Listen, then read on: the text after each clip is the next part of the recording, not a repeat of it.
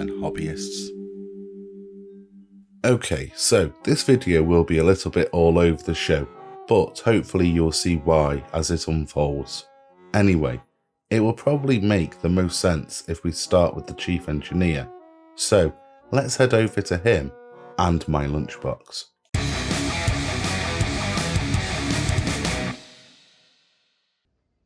What we're going to do, we're going to strip it and refit everything onto the new chassis.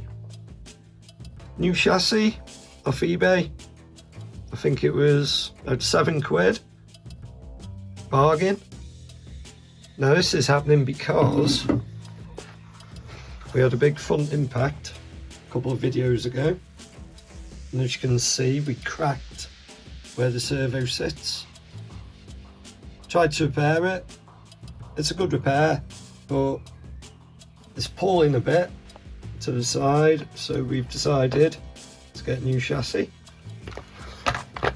So we've got everything on here that we need, all the electrics, the motor, servo, radio gear, a few hop-ups, we've got the chassis brace, all new ball bearings, and we've got aluminium parts for the lower arms, and the upgraded oil shocks, and the aluminium shell mounts, you can see there. It's got nice silver wheels.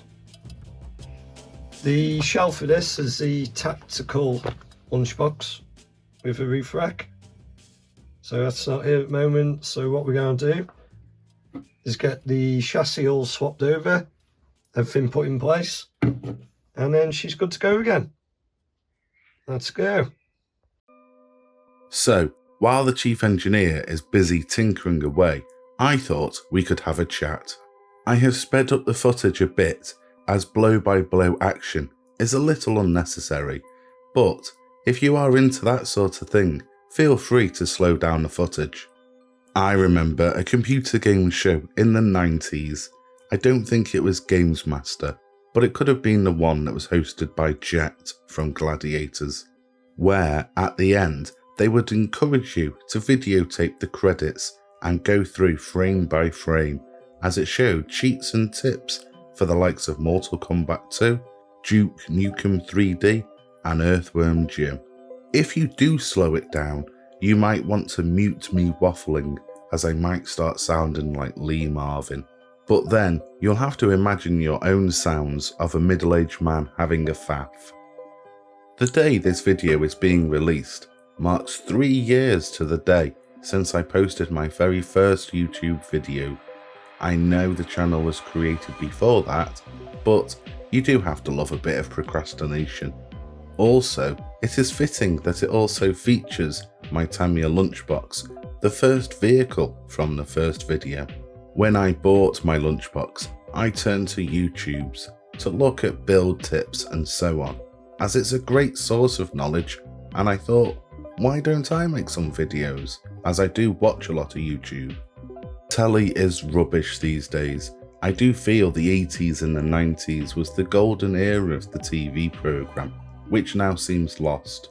Quality content seems to have been replaced with so-called reality programmes, where they get two-dimensional singles to bicker over another lusting for other two-dimensional singles, or pointless talent show formats where the only winners are the advertisers. These hollow programmes do not live up to the good story-driven shows or game shows where you could win a speedboat, and YouTube seems to be able to fill this void with like-minded content creators.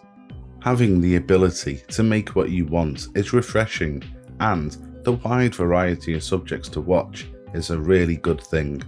At this point, I could or should possibly shout out some other RC YouTubers, but if you have got this far in the waffle, no doubt you already have an interest in the subject and you have your favourites. So politically, I don't want to miss anybody out and create a blood feud with another channel. I won't mention any of them. Instead, I will mention some other channels that I watch and enjoy. One of them is called Camping with Steve. He is a Canadian that goes camping in unusual places. Now, an important thing to know is I hate camping.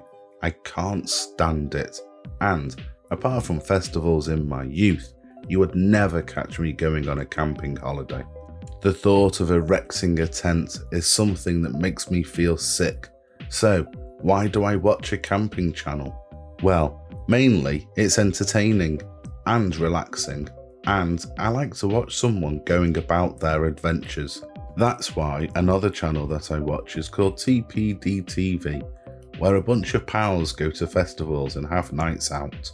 Maybe if video was such an obtainable thing back in the day, I might have created some video blogs. But in reality, with what we got up to, I'm sure we would have broken YouTube terms, and also it would incriminate us.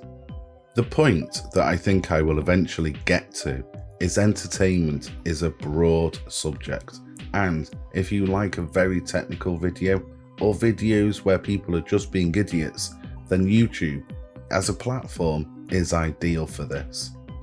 Here at RC So-and-so, I think that YouTube is the perfect stomping ground for what we do, as we don't do anything overly technical and we are bordering on idiotic content. That's why I list the videos as entertainment and don't post under the heading of cars or something similar.